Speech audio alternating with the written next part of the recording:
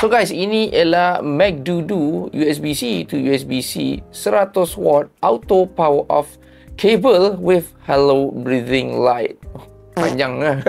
So basically, kabel yang ada fast charging, lepas tu dia ada auto off dan ada lampu-lampu hello lights lah. Ni tak unbox lagi ni, kejap. Sekarang ni kalau ikutkan kabel dah berbagai jenis. MacDoodoo ni bagi saya antara yang sangat-sangat boleh untuk korang dapatkan dekat market, sebab kita tahu ada brand macam Ugreen lah. So ini dia punya kabel lah. So overall kabel dia ni dia salutkan dengan material jenis fabric. Untuk panjang kabel ni ada beberapa option. So macam yang ini panjangnya dah 1.2 meter lah. Kepala ni pun very solid zinc alloy material. So, nanti ia akan berkelip dekat bahagian sini lah.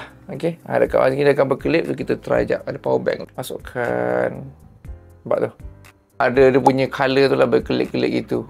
So menunjukkan dia tengah charging lah. Bila dah charge penuh, kabel ni dia ada fungsi untuk auto off. So macam iPhone, actually dia dah ada power optimized charging. So nanti bila masa dah nak penuh tu, dia akan auto slow down charging lah. So ini misal kata kalau phone yang tak ada this feature, kabel ni akan membantulah untuk kontrol dari segi power charging supaya dia tak overcharge. Jadi guys, kalau korang berkenan dapatkan kabel MacDoodoo ni, boleh dapatkan sekarang.